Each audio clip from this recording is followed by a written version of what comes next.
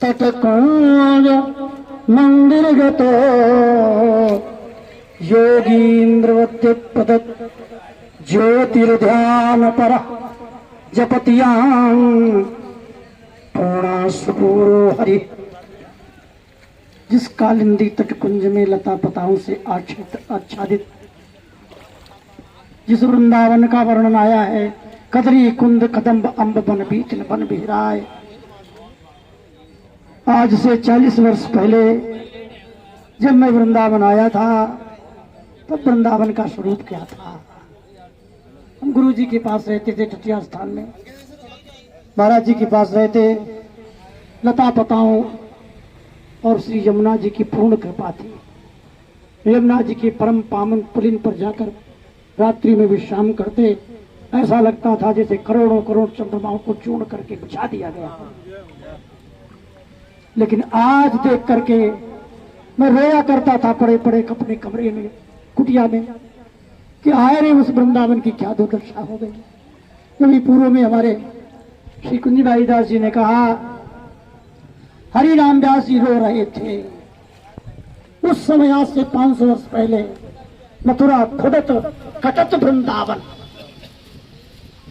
मुनिजन सोच उपायो, इतनो दुख सही की काजे व्यास काहे चिवायो।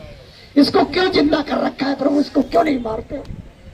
यदि आज वो हरि राम व्यास जी होते, हमारे श्री प्रदीप बंसल जी को, हमारे श्री गोपेश दास जी को, तथा जितने वहां मिशन में लगे हुए वृंदावन से मथुरा तक सेवक वृंद लगे हैं, कोई एक नहीं अनेक हैं।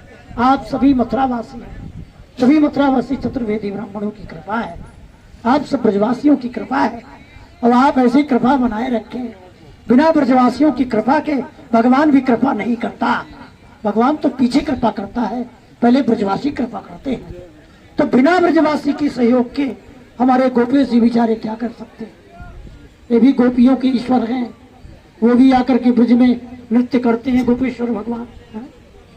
तो मेरा कहने का अभिप्राय ये है कि ये है यमुना मिशन, ये है ब्रज का उद्घाटन। द्वापरांत के बाद जब कलयुग प्रारंभ हुआ, परीक्षित जी के साथ बद्रीनाथ जी ने भी ये मिशन प्रारंभ किया था। इसी यमुना जी के किनारे 16,000 रानियां करुण क्रंदन कर रही थी। तो श्री यमुना जी प्रकट होकर कहती हैं कि आत्मा रामस्य कृष्णस्य ध्रुमात्मा स्थिराधिका तस्या दास्य प्रभावेण विरहोस्मान संस्पृशेत। जिनको श्री उद्धव जी महाराज ने यमुना जी के आदेश से कुसुम सरोवर में नाम संकीर्तन हुआ, उद्धव जी प्रकट हुए, ऐसा जो महासंकीर्तन हुआ उसके पूर्व में श्री शांडिल्य महाराज की एक संत की कृपा थी। शांडिल्य जी ने कहा, हमें वृंदावन दिखाई दे रहा है पर आपको दिव्य वृंदावन दिखाई नहीं दे रहा, इसलिए प्रेम पदार्थ, व्यारिन देव जी कहते हैं, प्रेम पदार्थ दूर है बिन से ये रजलोक। वृंदावन की रज और वृक्ष का सेवन किए बिना प्रेम रूपी दिव्य वस्तु प्राप्त नहीं हो सकती, असंभव है। तो हमारे ब्रज के रजकों की उपासना है, रज की और लता की उपासना है। हमारे स्वामी श्री हरदास जी तो यहाँ तक कहते हैं, ब्रज भीतिन दीजे सोहनी। आज हमारे गोपेश जी दीप बंसल जी इस ब्रज की सोहनी कर रहे हैं, दुआरे कर रहे हैं, सफाई कर रहे हैं, एक एक लता वृक्ष का दर्शन करके। हमारी लताओं के बारे में तो महाराज ये कहा है, द्वै द्वै रूप किए सेवत सखी सावधान मन लीने। जो श्री जुगल सरकार के पास श्री अन्न से सखियां प्रकट हो जाती हैं, फिर एक लता बन जाती है। कोई कदम की लता बन गई, कोई माधुरी की लता बन गई, कोई लता बन गई, कोई वृक्ष बन गई, कोई जमुना जी के नौका बन गई। दो रूप की ये सेवत सखी, एक लता रूप में सखी। और हमारे गुरु जी थे, सामने की बात है, हम श्री जमुना वल्लभ दास जी संत ने बताया कि गुरु जी ने हमको भेजा दल्लान बाग, जमुना जी की लता, जमुना जी के किनारे बसा हुआ दल्लान बाग, वहां जामुन की लता काट रहे थे कुछ लोग। एक बड़ी सुंदर सखी प्रकट हुई गोपी रूप में और हमारे गुरु जी से कहती है, मैं अपने सामने की बात कह रहा हूं, कोई दूसरे की नहीं, प्रत्यक्षम किम प्रमाणम। तो अरे जा रे जमुना वल्लभ, वहां कोई लता काट रहे दिसे, गुरु जी के सामने एक सखी खड़ी भई, बोले महाराज आपके सामने भी हमको दुख है। ऐसा कह के वो अदृश्य हो गई। गुरु जी बोले कौन है लाली? सो आवाज आती है, मैं दल्लान बाग की जामुन की लता हूं।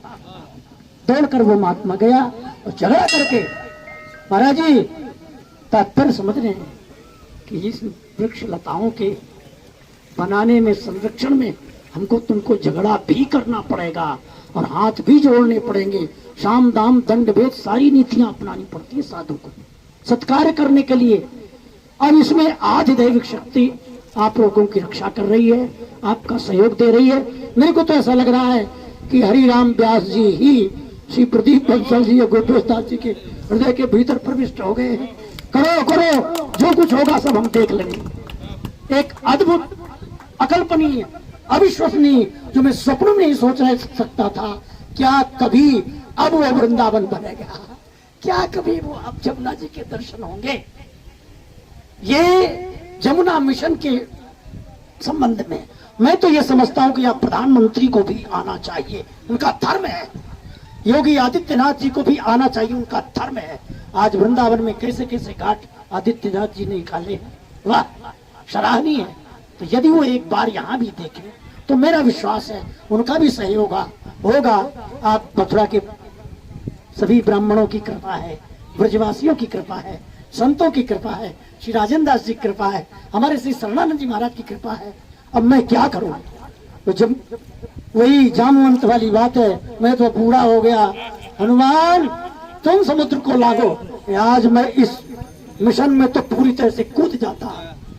अस्थमा के प्रभाव से पीड़ित होने का कारण अब मेरा शरीर काम नहीं कर रहा है, इसलिए मैं हृदय से अपनी आध्यात्मिक शक्ति भी प्रदान करता हूँ, जिसके कारण यहाँ की ये वृंदावन की लता पताओं का दर्शन हो।